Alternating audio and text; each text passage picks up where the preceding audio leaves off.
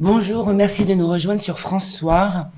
Donc nous recevons aujourd'hui Marie-Jo Bonnet et Nicole Athéa qui viennent nous parler de ce livre très étonnant et très intéressant, Quand les filles deviennent des garçons.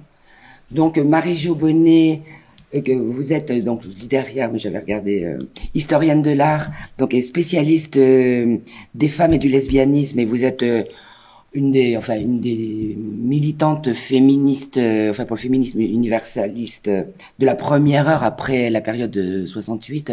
Vous étiez avec la création du MLF.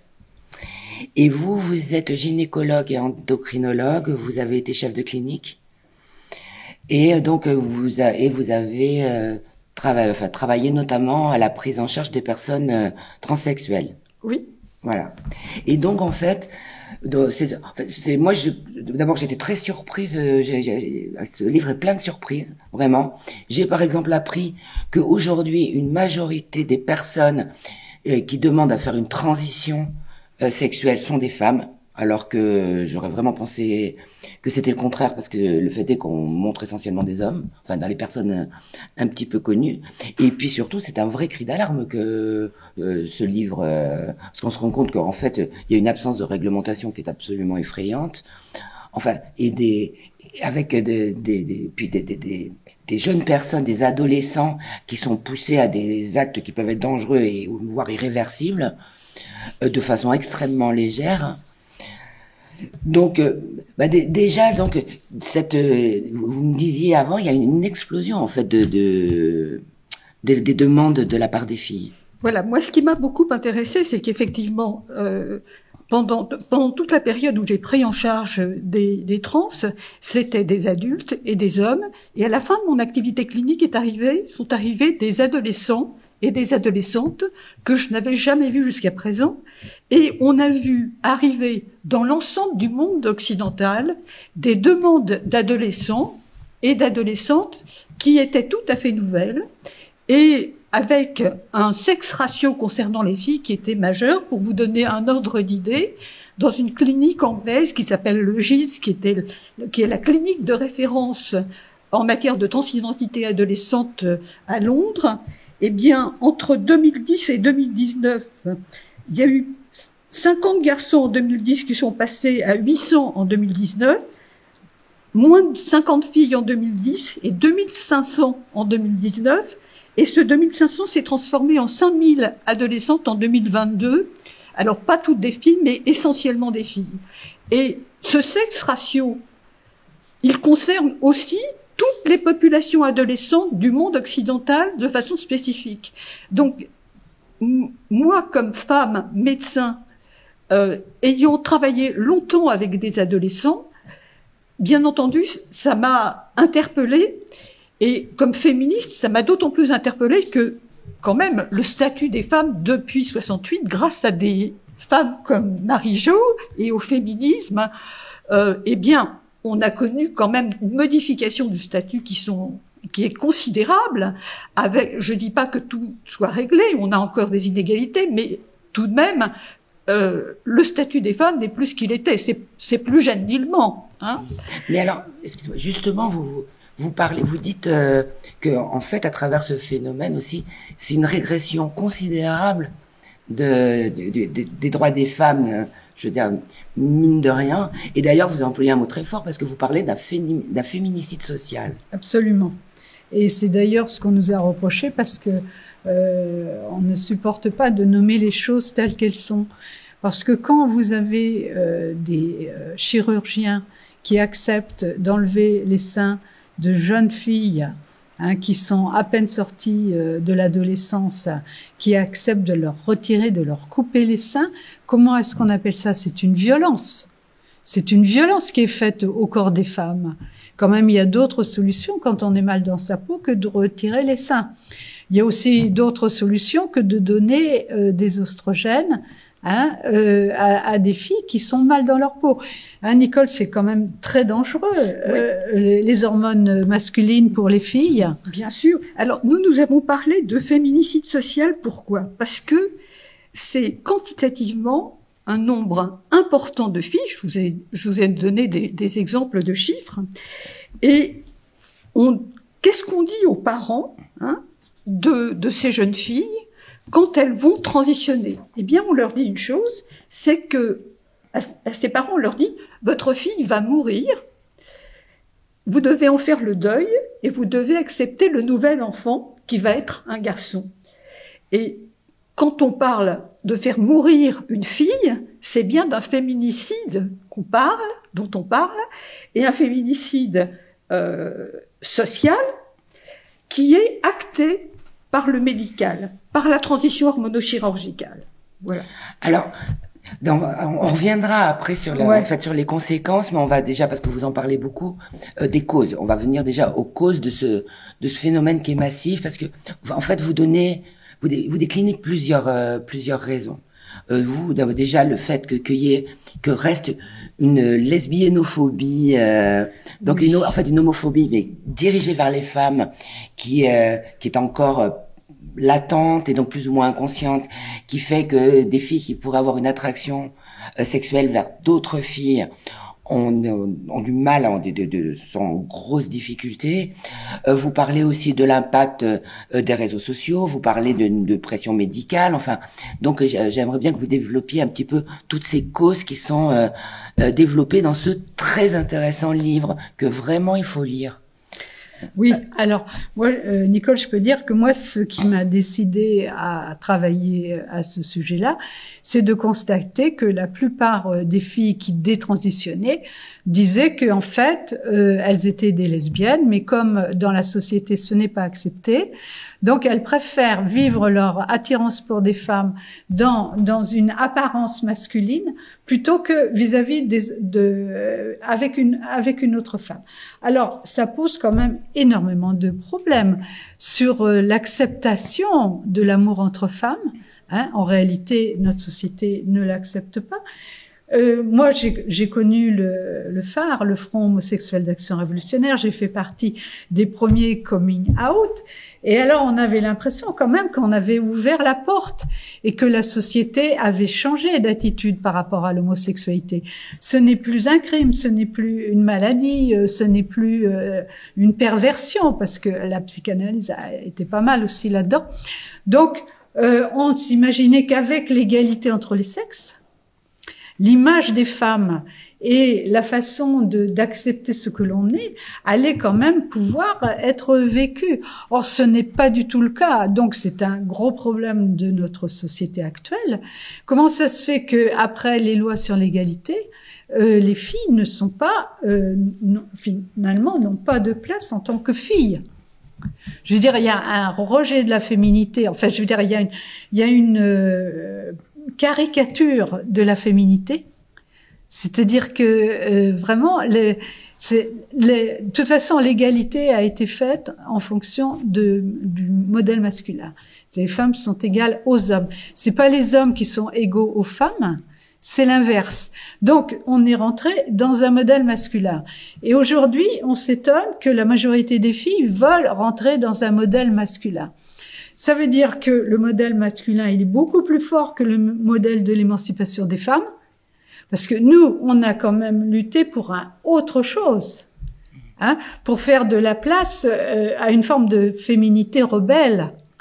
Je veux dire, la féminité, c'est pas se mettre du rouge à lèvres et de se mettre et d'avoir des talons hauts comme ça, hein, comme on le voit à la télévision. La féminité, c'est quelque chose de très différent. C'est-à-dire, c'est le fait de s'accepter dans son être femme. Je nais femme et je vais m'accepter. Et après, je peux devenir un homme, comme disait George Sand dans une lettre à Flaubert, c'est très marrant. Maintenant que je ne suis plus une femme, je peux devenir un homme. C'est extraordinaire, hein. Donc, si vous voulez, il y a un problème de représentation des femmes. Hein? Et aujourd'hui, je veux dire, avec tous les problèmes de violence contre les femmes, où on vous présente les femmes comme des victimes de la violence masculine, je veux dire, il n'y a plus de place pour les filles qui se reconnaissent pas là-dedans. Donc, c'est pas étonnant qu'elles veulent devenir des garçons. Je veux dire, mais moi, je vais ajouter que c'est pas la première fois. Quelle femme n'a pas rêvé de devenir un garçon? Hein, moi, quand j'étais enfant, j'étais garçon manqué. Pourquoi? Parce que j'étais une petite fille différente. Donc vous voyez, la différence chez les filles, on la met du côté du masculin. On dit pas qu'on est une fille réussie, on dit qu'on est un garçon manqué. Hein? Donc on est encore là-dedans dans notre société, ce qui est quand même très étonnant. Pourquoi? Parce que on a gagné la guerre des droits, hein, l'égalité, on l'a gagné, l'égalité avec les hommes, mais on n'a pas gagné la guerre culturelle. Oui. Parce que on est dans un problème culturel et dans un problème économique. Parce que l'industrie pharmaceutique, c'est elle qui bénéficie de la transition de genre, puisque ce sont des clients à vie.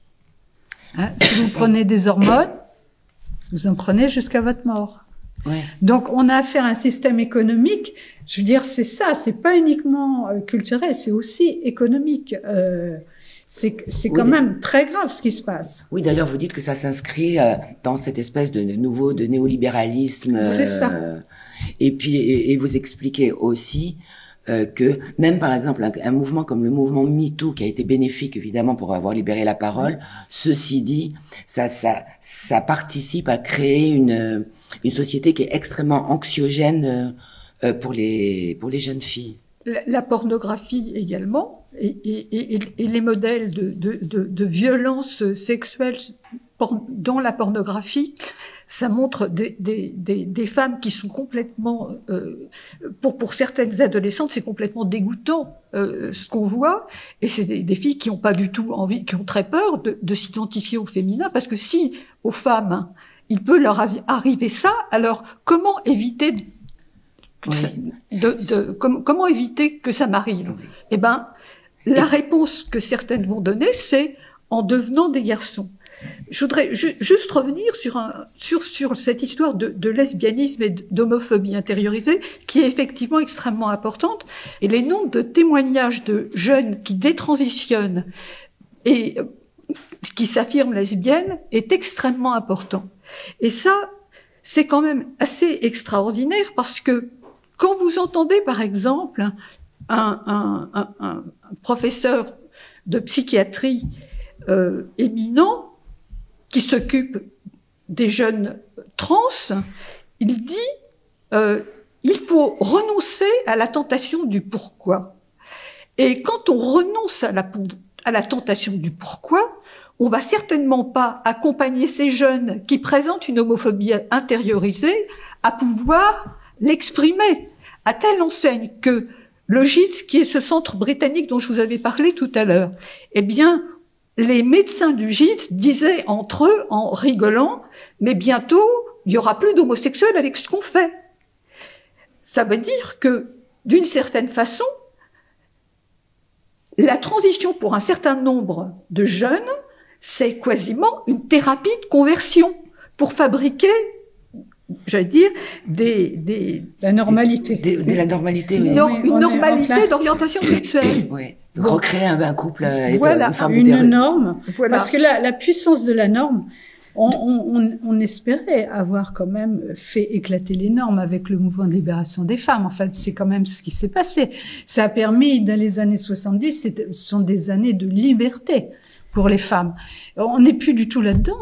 On n'est plus du tout dans la liberté. Aujourd'hui, il y a deux modèles, le masculin et le féminin.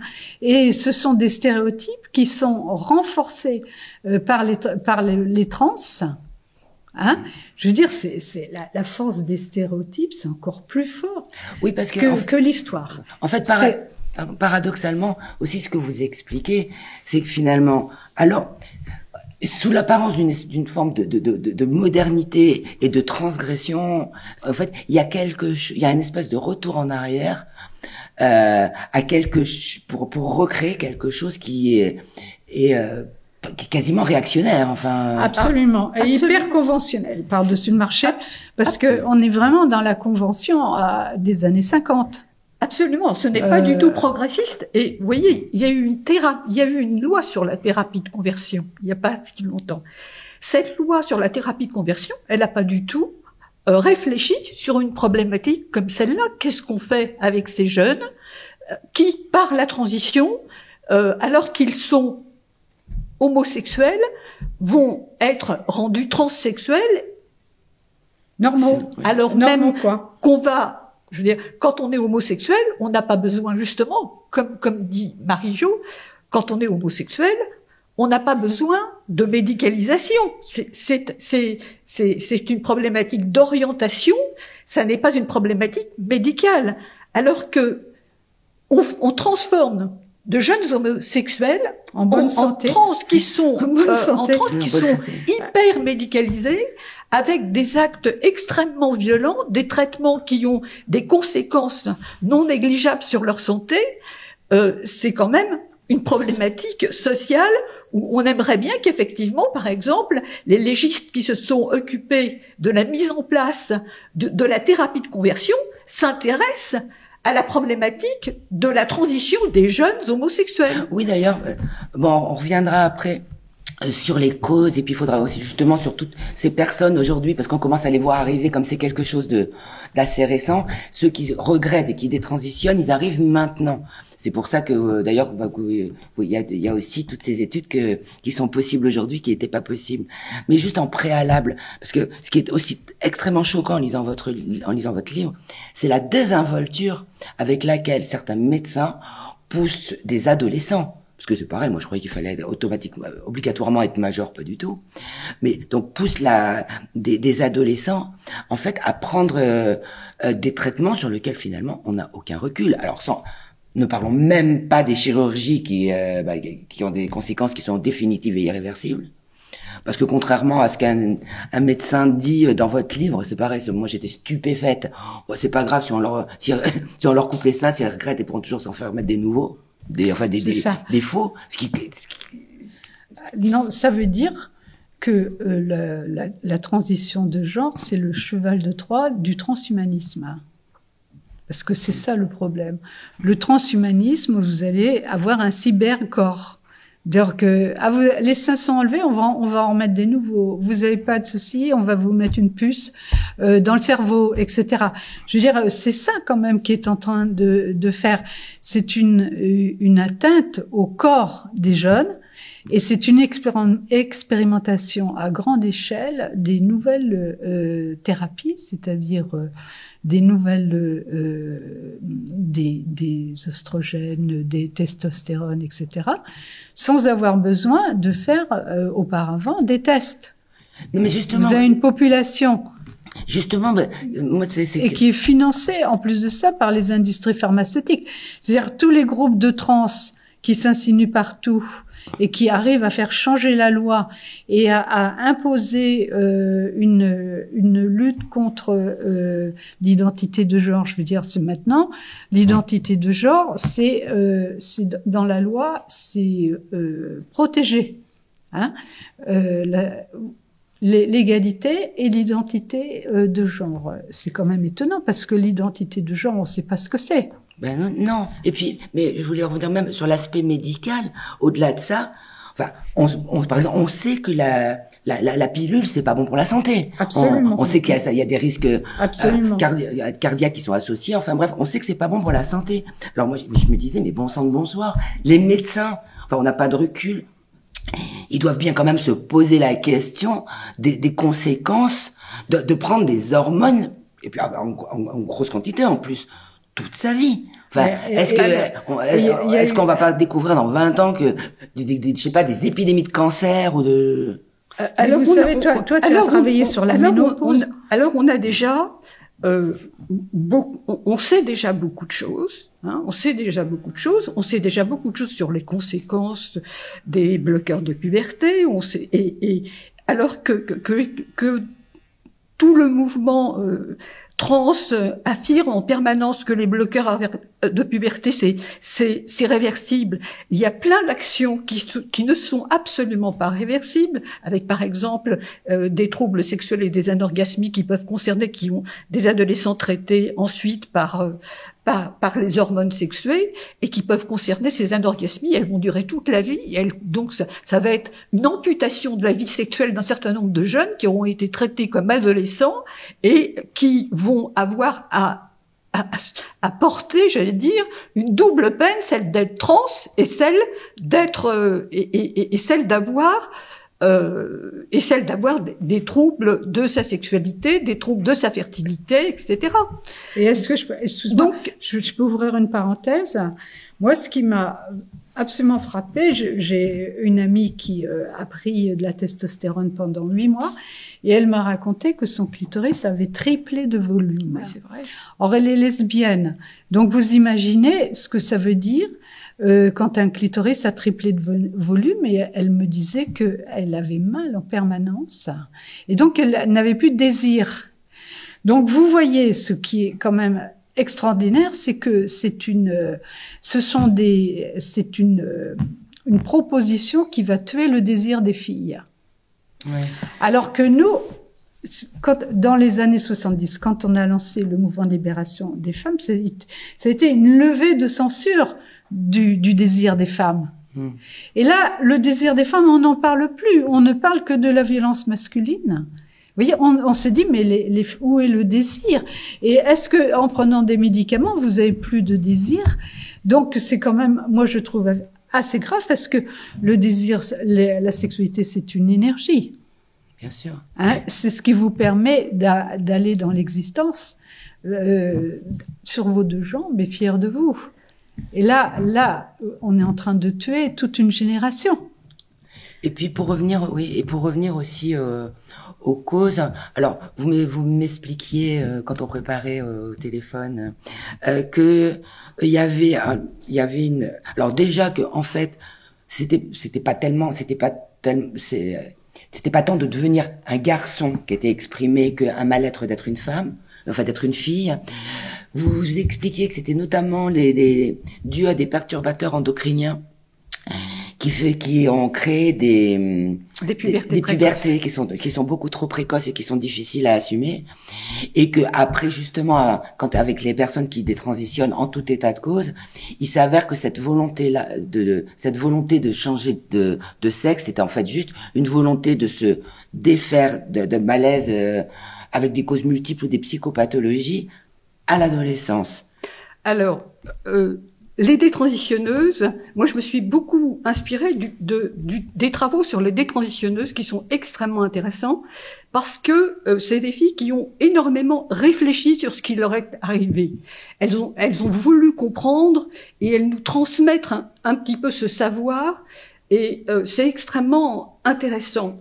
Dans les 2 études Princeps, ce qu'on voit, c'est que 40 à 70% des filles disent que ce n'était pas leur problème, ça n'était pas le genre, ce n'était pas de devenir un garçon, et que pour 60% d'entre elles, à 70% d'entre elles, la dysphorie s'explique par les psychopathologies, et c'est là que je veux en venir, parce que je pense que le facteur majeur aujourd'hui de cette épidémie de demande de transition chez les filles, elle est liée à la détérioration de la santé mentale adolescente et en particulier chez les filles.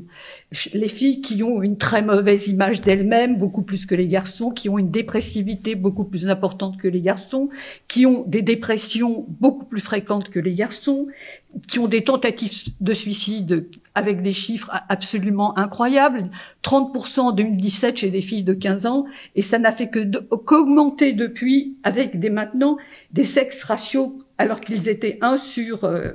de 1,5 sur 1, des sex ratios qui sont de 3,5 ou de 4,8. Vous voyez, presque 5 fois plus de tentatives de suicide chez les filles. Donc c'est absolument énorme.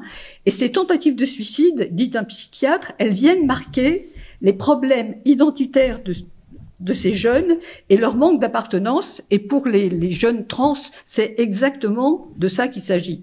Alors, dans les autres problèmes, vous savez très bien que les troubles du comportement alimentaire, c'est 90% de filles. Il y a des problèmes psychiatriques qu'on a vus augmenter aussi. Vous savez très bien que l'autisme a augmenté, et en particulier chez les filles, les troubles de l'hyperactivité aussi.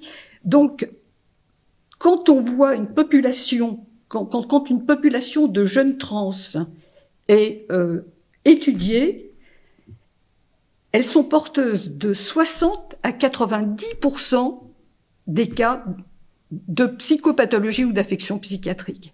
C'est donc, ce qui se passe, c'est que ces jeunes, ils refusent la psychiatrie. C'est très difficile des psychiatriques et dans des circuits psychiatriques adolescents. Et ils disent, finalement, à travers les réseaux sociaux, ils vont trouver des modèles de gens auxquels ils vont s'identifier par leur malaise du corps et leur difficulté à vivre. Et à ce moment-là, ils vont s'identifier trans. Et les réseaux sociaux jouent un rôle énorme aujourd'hui dans la problématique transadolescente, mais pas que transadolescente, dans les troubles du comportement alimentaire, dans les tentatives de suicide, dans des maladies très rares comme la maladie de Gilles de la Tourette. Donc on voit bien que les psychiatres qui s'occupent des trans ont très longtemps nié le rôle des réseaux sociaux. Il y en a qui le nient encore. Et pourtant, par exemple, dans les études de détransitionneuses, dans les témoignages de détransitionneurs, et il y en a plein Internet maintenant, ce rôle des réseaux sociaux, il est absolument majeur. Donc, vous voyez que, et par ailleurs, justement, ce qui est assez intéressant, c'est que vous avez dans ces réseaux sociaux des jeunes qui disent, par exemple dans une vidéo qui s'appelle Hiérarchie dans Crazy Den, la jeune dit être trans c'est plus fun que la psychiatrie. Hein? Donc vous voyez bien que il se passe quelque chose là d'une prédominance, d'une prééminence de ce qu'on appelle une comorbidité qui joue un rôle majeur.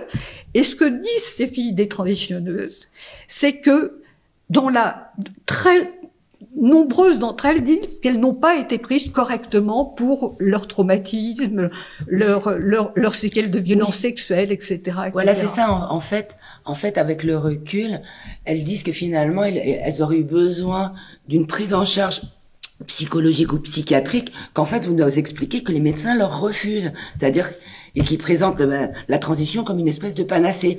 Vous allez pas bien, ils disent aux parents votre enfant va pas bien, c'est parce que il faut qu'il change de sexe, en plus sinon il va se suicider. Alors je ne le dis pas comme ça. Non, je dis pas comme ça. Je dis que par exemple quand il est vrai que quand on pose, quand on évacue la question du pourquoi quand on est psy, ça pose question. Voilà, ça ne peut pas ne pas poser question parce que ces filles, ce qu'elles demandent, c'est effectivement qu'on leur restitue les causes de leur mal-être et pourquoi elles ont été mal et pourquoi elles ont été jusque-là. Donc c'est compliqué parce que ça veut dire que ce que les médecins leur offrent, c'est pas forcément ce qu'elles souhaitaient. Oui, et d'ailleurs, le malaise, vous expliquez que dans ce cas, le malaise continue, en fait. Elles prennent les hormones, elles font des opérations irréversibles, et elles continuent, elles est tout aussi mal. Pourquoi? Parce que les taux de suicide sont les mêmes. Alors sur le suicide, justement, c'est très important parce que la problématique du suicide est un facteur qui a énormément été et encore utilisé par les médecins pour les parents pour dire si vous acceptez pas, vous allez avoir un enfant mort. Voilà. C'est du chantage. Oui, c'est les médecins qui font du chantage au suicide. Or, on avait déjà des études qui montraient que la problématique de tentative de suicide et de suicide des adolescents, elle était essentiellement liée à leurs affections psychiatriques et leur psychopathologie. On sait très bien que le facteur majeur de tentative de suicide, en particulier à l'adolescence, c'est les psychopathologies et les affections psychiatriques. Et donc, ce n'était pas tant la problématique de genre que cette problématique de santé mentale qui en était à l'origine. Eh bien là, maintenant, il y a 1 ou 2 mois, vient de sortir un article finlandais qui démontre qu'il n'y a pas de suicide augmenté chez les adolescents trans. C'est-à-dire que si on continue à dire ça, ça va à l'encontre des connaissances scientifiques qu'on a aujourd'hui sur la transition. Et c'est très important de le savoir parce que c'est des choses qui peuvent rassurer des parents qui peuvent se dire peut-être que mon enfant, avant d'être traité médicalement, on peut attendre et regarder, il va pas se suicider demain plus que les autres. Voilà, on peut attendre, on peut lui proposer d'autres choses que des médicaments, des choses irréversibles. Et Nicole, c'est un problème général du système médical parce que on est quand même aujourd'hui dans un rapport à la maladie où on préfère donner des médicaments plutôt que d'avoir une recherche psychique sur qu'est-ce qui va pas bien, j'ai mal à l'âme, etc. Parce que c'est bien ce qu'ils disent, hein. Ils sont à la recherche de l'identité perdue. Genre mon corps, je suis né dans le mauvais corps. Hein, donc, ils sont à la recherche de l'origine, d'une origine. Et c'est une origine qui n'est pas biologique. Hein, puisque son né homme ou femme, ils le rejettent. Donc, qui suis-je? Je veux dire, derrière tout ce problème médical, hein, qui se met à la place d'une réflexion psychique, enfin, je veux dire, de soigner les âmes. On est dans une société où il n'y a plus d'âme, les gens n'ont plus d'âme. Puis et ils souffrent. Oui. Au-delà de ça, quand même, la question même se pose, donc, je veux dire, avec ces médecins qui proposent des traitements qui sont dangereux, enfin, je veux dire, il n'y a même pas besoin d'être médecin pour se le dire. Il s'est frappé, c'est au coin du bon sens, qui propose des mutilations, parce que je suis désolé, mais je veux dire, si on ampute quelqu'un sans raison, en fait, enfin, un organe qui n'est pas malade, c'est une mutilation, c'est une forme de mutilation. Donc, qui surtout, je veux dire, on enlève un utérus et puis après, si on se dit bah tiens finalement, on peut plus avoir d'enfant. On va congeler les ovocytes. Oui. Je veux dire, je veux dire, c'est tout un ensemble, c'est toute une conception du corps humain qui est. Mais moi, je me pose la question, ces médecins-là qui vont pousser à des gestes aussi imprudents, en fait, pourquoi? Je veux dire, c'est ce que je vous demandais avant, est-ce qu'ils sont complètement stupides? Est-ce qu'ils sont complètement corrompus? Enfin, j'en sais rien, là, pas du gain. Quelle est la raison? De la même façon que vous dites qu'après, il y en a quand même, quand les jeunes essayent de détransitionner, puisque c'est ce qui arrive maintenant, il y a quand même de très gros freins, y compris chez certains médecins. Bon, on parlera après d'un plus de cette espèce de pression sociale qui pousse d'ailleurs les gamins à se dire que finalement ils sont pas comme ils ont pas le même sexe, à nier une réalité biologique finalement. Voilà, exactement. C'est tout. Hein. Mais aussi par-dessus le marché, ceux qui regrettent leurs gestes prennent très cher aussi. Mais donc ces médecins, pourquoi? Alors, je pense que tout le monde, je pense qu'il y a une diversité de médecins et tout le monde ne travaille pas de la même façon.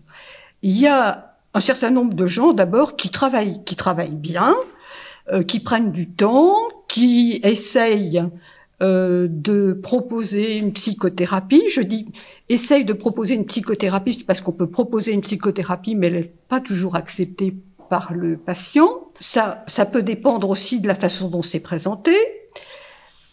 Il y a des gens qui font un travail tout à fait raisonnable. Non, mais moi je vous parle de ceux dont vous parlez. Oui, mais Nicole, ceux qui font pas un travail raisonnable. Non, mais maintenant, il y a des gens qui travaillent. Il y a des gens qui, aux États-Unis par exemple, très clairement, travaillent sur une pression financière importante quand on voit l'explosion du nombre de centres de genre aux États-Unis et les coûts que ça représente pour les patients et les bénéfices pour les médecins. Il est évident que il y a un business. Il y a pour certains d'entre eux un business. une patientèle Oui, parce nouvelle qui se crée. Oui, parce que c'est des millions de dollars. Ça rapporte. C'est énormément d'argent. Des centaines, quand vous voyez des centaines de cliniques aux États-Unis et le nombre de patients traités, c'est beaucoup de dollars. C'est rentable. Et j'avais vu, c'est Pauline Arrighi qui a dû regarder ça, les chiffres en dollars des revenus de la transition. Donc c'est vrai qu'il y a des gens comme ça, puis il y a des gens qui sont dans une idéologie, qui scelle des associations de transition qui disent la transidentité, ce n'est pas une maladie, c'est un choix. Ils veulent en référer à l'homosexualité par rapport à ça, ce qu'on a dit de l'homosexualité, et il n'y a pas besoin d'évaluation psychiatrique pour ça. Chacun peut avoir droit à sa santé sexuelle. Et l'OMS, effectivement, a mis la transidentité dans la santé sexuelle et les besoins liés à la transidentité dans les besoins de santé sexuelle. Oui, mais attendez. Oui, mais ça, c'est bien joli parce que au-delà de ça, de la santé sexuelle, tout ce que vous voulez. Mais à 21 ans, à 25 ans, éventuellement faire ce choix, c'est une chose. Pousser des gamins de 14 ans, c'en est quand même une autre. Enfin, moi, j'ai eu la stupéfaction de voir que, donc, il y avait on pouvait donner des bloqueurs de puberté à des gosses de 8 ans. Oui, enfin. bien sûr, absolument. Mais et même, ça devient dans les écoles. Je veux dire, il y a tout un courant favorable à la transidentité, même sans demander l'accord des parents de changer de prénom. Donc ça, c'est le premier pas. Et puis après, vous allez faire blocage de puberté, etc. Donc c'est quand même toute notre société qui est malade. Mais il faut bien le dire quand même. Mais c'est je veux dire, elle est malade de la norme, parce que eux, ce qu'ils disent, on n'est pas malade, hein, on est normaux, et ils veulent rentrer dans la norme et dans la loi. Oui, mais et puis en plus, alors c'est quand même un problème. Ces idéologues, ces médecins idéologues transaffirmatifs, ça s'appelle comme ça. Eh ben, ce sont eux qui font ça. Ce sont eux qui peuvent mettre en place tout ça. Il y a quand même un moment où, je vous dis, la faute médicale, on peut parler absolument, va tellement, je veux dire, absolument, contre le bon sens. Il y a une responsabilité. Enfin, l'idéologie, c'est un petit peu court quand même. Il y a une responsabilité. Je vous assure que l'idéologie, c'est pas court, parce que ça concerne beaucoup de gens, et que les associations jouent un rôle très important là-dedans, et un certain nombre de médecins sont complètement partie prenante de ça. Il y a des bouquins au Canada, par exemple, un bouquin qui montre bien ça, qui est un bouquin de l'idéologie trans, et qui montre comment la pratique transaffirmative, c'est comme ça. Oui, mais il y a un problème de conscience professionnelle quand même. Mais oui, enfin. Je veux dire, c'est quand même mais je pense élémentaire. Que oui, mais bien sûr, il y a la pression. Imaginez que ces gens. Mais enfin, on peut dire non. Nous, pensent que ce qu'ils font, c'est bien. Ils pensent que ce qu'ils font, c'est bien. Non, mais et que quand on dit nous, pardonne-moi, et que quand on dit nous, il faut attendre. On a plein de chiffres pour montrer qu'on peut attendre, que l'adolescence c'est pas le moment, que ces jeunes nous disent tout ce que je viens de dire. Et ben eux, ils vous disent vous les maltraitez. Mais on s'en fout de ce qu'ils nous disent. Oui, enfin, je veux dire, la réalité, elle est quand même là. Donc notre rôle à nous, aides médecins et moi, historienne, féministe. Hein, c'est de prendre position publiquement en disant qu'il y a quelque chose qui ne va plus du tout dans notre société. Oui, mais on est dans une société qui déraille dans le statut des femmes, de la féminité, mais aussi dans le rapport à la normalité. Oui, parce que d'ailleurs, c'est un peu ce que je vous disais avant. Donc, avant qu'on commence l'interview, il y a quelque chose aussi qui m'a beaucoup frappé et qui me fait penser, qui m'évoque vraiment ce qui s'est passé pendant le Covid. Hein. Oui. C'est-à-dire que vous expliquez qu'à partir du moment où simplement vous questionnez des questions qui sont, je radote, mais enfin, qui sont vraiment, qui relèvent du pur bon sens. y compris sur le côté des définitifs, sur les dangers sur la santé, puis il peut y avoir les dangers à plus long terme, le fait d'être traité à vie, enfin vraiment le fait que commencer à l'adolescence, c'était ne pas interroger le malaise adolescent, c'est quand même curieux. Et d'ailleurs la preuve, c'est que maintenant arrivent tous ceux qui veulent détransitionner, que immédiatement vous vous faites traiter de transphobe. Et ça donc, qui est devenu un espèce de dogme, exactement comme pendant le Covid, dès qu'on voulait poser une question, on se faisait traiter de complotisme. Je retrouve ce même fonctionnement ou d'un anathème comme ça. C'est la chasse aux sorcières. Voilà, un anathème qui est balancé pour éviter on n'a pas le droit d'exercer l'esprit critique. Mais aujourd'hui. vous avez parfaitement raison, parce que moi je veux dire que je suis dans une position minoritaire, vous l'entendez bien. Oui. Bon, on est minoritaire. Avec parfois des critiques qui ont été d'une virulence extrême. Il faut que vous imaginiez actuellement que les gens qui tiennent la transidentité en France, les médecins qui tiennent la transidentité en France, qui ont tous les centres dont je vous ai parlé, etc., ils ont ce discours pratiquement tous transaffirmatif et donc être en dehors et ils vous disent d'ailleurs, nous on est très prudents, il n'y a pas de problème, d'ailleurs on n'a pas de détransitionneurs, il commence à y en avoir en France des détransitionneurs et ils en ont pas eu énormément, aussi. Ils en ont pas eu beaucoup jusqu'à présent pour une raison simple, c'est que ça a commencé tard en France le traitement de la transidentité 2014 et qu'il faut en gros 10 ans en 2014 il y avait très peu de gens, ils ont eu progressivement une montée en puissance du nombre de jeunes. Il faut plusieurs années avant de détransitionner. Les gens qui détransitionnent, ils ont 6, 7, 8, 9, 10 ans de transition derrière eux. Donc, les gens, les centres français, je pense que la détransition, elle est devant eux. Hein. Et il y a par exemple un film qui est le film de Anne Moya, qui s'intéresse à la détransition, qui montre, c'est des détransitionneuses françaises dont elle parle, et les détransitionneuses françaises dont elle parle, c'est des filles dont on n'a pas pris en compte le diagnostic psychiatrique. Voilà. Et pourquoi ces gens vont aussi mal d'une certaine façon après qu'avant? C'est que le problème essentiel, il n'a pas été pris en charge. Oui, et puis en plus, après, il y a des conséquences. La famille, je veux dire, ils reconstituent des sortes de familles. Les réseaux sociaux, c'est ça. Hein. Et une fois que vous mettez en dehors de la famille, eh ben vous êtes isolé, complètement isolé. C'est le problème des transitionneuses, hein, elles nous le disent. Hein. Vous expliquez les réactions en fait sont extrêmement violentes contre elles. Oui, elles n'ont pas le droit. Elles n'ont pas le droit parce que ça remet en cause le bien fondé de cette démarche. Et tout ce qui est dans l'esprit critique, vous voyez, tout ce qui pourrait instituer un doute dans le bien fondé de leur solution. Et tout ça, c'est violemment rejeté. C'est ce qui explique. Moi, je pensais que le fait qu'il y ait un tel refus du débat, un tel refus de la discussion, ça montre bien que c'est de l'ordre du dogmatisme. Oui. Il faut pas laisser de place au doute. Parce que si vous laissez de la place au doute, eh bien c'est fini. Je veux dire, cette espèce de machine conquérante qui est en train de se répandre dans toute la société, y compris dans le sport. Oui, parce que vous parlez d'épidémie. Dans le sport.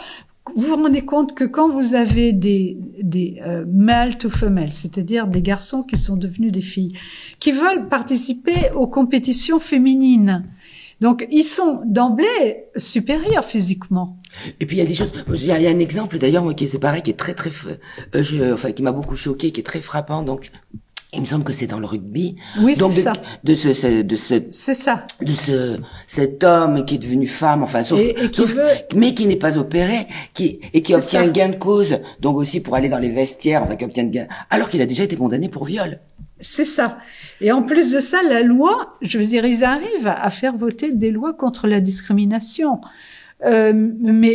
contre la discrimination des trans, mais ils s'inquiètent pas de discriminer les femmes. Ben oui. Donc, vous voyez, on est dans un contexte juridique contradictoire. On a des lois qui se contredisent. Parce que oui, parce que vous parlez même aussi d'ailleurs par exemple, de ces associations, et notamment de ces associations de femmes, de ces associations de lesbiennes, qui en sont réduites à changer leur statut en précisant femme née femme. Absolument. Mais à Marseille, par exemple, elles ont même été exclues du centre LGBT. C'est quand même très grave parce que vous avez le courant dominant LGBT. Maintenant, ce sont les trans qui sont dans le courant LGBT et ils excluent les lesbiennes, les féministes universalistes. Parce qu'on est contre la prostitution et contre justement la transidentité. Parce que qu'est-ce que c'est que la transidentité? C'est nier le fait d'être née femme. Ça n'existe plus. Et d'ailleurs, le mot femme est complètement banni du vocabulaire. On parle maintenant des personnes à utérus. Je ne sais pas si vous vous rendez compte. Le planning familial est acquis aux idées trans et n'emploie plus le mot femme. Alors que le planning familial, c'est quand même la conquête du féminisme des années 70. Il a été fondamental, le planning familial. Donc, elles sont en train de déroger, si vous voulez, à ce qui a fait la force de cette association, confédération. Et tout, même chez les néo-féministes, je veux dire, elles abandonnent le mot femme au profit de personne à utérus ou personne à pénis. Je sais pas si vous vous rendez compte.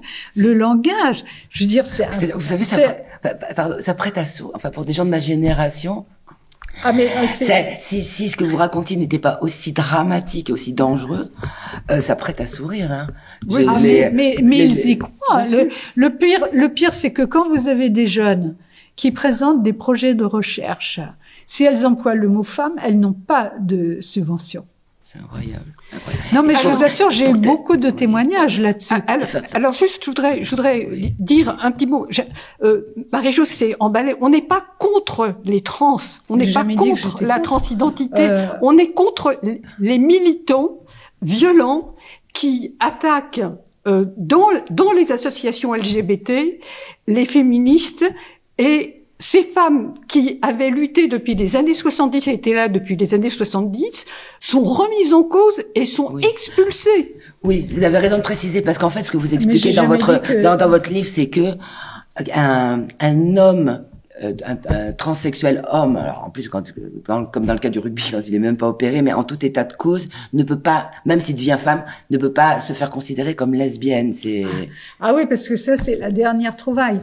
Ils doutent tellement de la réalité de leur identité qu'ils s'imaginent que c'est en draguant des lesbiennes, donc femmes trans, qu'ils seront sûrs au moins d'être des femmes. Vous voyez, je ne sais pas si vous vous rendez compte, parce qu'une lesbienne désire des femmes. Elle ne désire pas un corps d'homme, elle ne désire pas un pénis. Mais ça, ils s'en fichent complètement. Ce qu'ils veulent, c'est au niveau mental. C'est un problème mental. Et donc j'ai une question donc pour terminer, puisqu'en fait, donc on dit le transsexualité a toujours existé, ce qui est vrai. Simplement, là, d'un seul coup, vous parlez d'une épidémie. Je veux dire, il y a ça prend des proportions d'un seul coup qui sont absolument extraordinaires. C'est pour ça que vous employez le mot épidémie, avec quand même des conséquences qui sont graves, puisque notamment, enfin moi, ce qui m'a beaucoup frappé là-dedans, c'est les enfants, c'est les enfants, les adolescents. C'est qu'il y a pas. Moi, j'aurais imaginé qu'il était raisonnable d'attendre au moins 25 ans pour que un médecin envisage de prendre la responsabilité d'amputer quelqu'un de ses seins pour les hommes de son pénis. Même les garçons. Hein. Des gens en bonne santé, en plus, d'opérer des gens en bonne santé a priori. Et donc, ma dernière question, ce sera alors, à qui profite le crime? Pourquoi? Parce que quand on se demande le pourquoi, des fois, c'est une bonne question à se poser. Pourquoi ChatGPT? Pourquoi? Je veux dire, on est dans une dynamique technologique qui est en train de prendre toute la place. Et c'est très grave ce qui se passe parce que on est dans une société qui programme l'obsolescence de l'humain. Obsolescence du sexe, Hein, je veux dire, on parle du genre, on parle plus du sexe. Mais le sexe féminin, le sexe masculin, ça existe quand même au niveau de la biologie. C'est une réalité. Hein. Je veux dire, donc tout ça c'est balayé parce que on va vous construire une société formidable avec la technologie, donc vous pourrez tout faire. C'est quand même ce qui est en train de se faire. Hein. Pour compléter ce que dit Marie-Jo, en fait, c'est une idéologie libertarienne qui fait que on aurait le droit de faire tout ce qu'on veut de son corps. Le corps nous appartient et on aurait le droit de faire tout ce qu'on veut de son corps. Et ça s'inscrit, ce mouvement libertarien s'inscrit dans l'ultralibéralisme, parce que l'ultralibéralisme, c'est fais ce que tu veux dans la mesure où tu fais de l'argent. Hein. On a la technique pour ça. Tu peux faire de l'argent avec ton utérus si tu fais la GPA. Tu fais de l'argent. Tu vas effectivement faire un marché de trans, ça va faire de l'argent. Tout ce qui fait de l'argent est bon pour l'ultralibéralisme. Et donc la liberté totale de faire ce qu'on veut et ce qu'on veut de son corps est un des fondements de l'ultralibéralisme qui est l'idéologie politique de notre temps. Oui, enfin, de harceler les personnes qui veulent détransitionner et de les pousser à ne pas le faire n'est pas spécialement libertarien. Alors ça c'est autre chose. Ça c'est la problématique des associatifs et des associations qui sont. Moi, je dirais que ces associations, à certains égards, elles prennent des allures sectaires et elles ont des comportements sectaires comme celui d'expulser de façon extrêmement violente et de leur dire à ces filles qui vont détransitionner, oh ben alors là t'en as pas pour longtemps, tu vas te suicider si tu pars, t'es foutu, puis nous on veut plus te voir, des choses vraiment extrêmement violentes, alors même que ces filles se sentent souvent encore, c'était leurs copains, c'était les gens avec lesquels elles avaient fait tout ce chemin. Qui les rejettent comme ça, il faut pouvoir s'encaisser ça. Les détransitionneuses, c'est des filles qui ont un courage énorme. Je ne sais pas si vous imaginez que il faut réaliser d'abord que on n'a pas résolu notre problème, qu'on s'est trompé. Imaginez, c'est pas facile qu'en plus, non seulement on s'est trompé, mais on s'est engueulé avec les parents. Parfois, on s'est fâché avec eux. Il a fallu lutter contre, etc. Et qu'à un moment, il faut revenir en arrière sur tout ça. On va perdre toute sa socialisation parce que la socialisation de ces jeunes ce sont des trans. C'est une socialisation toxique. Excuse-moi. Donc c'est quand même.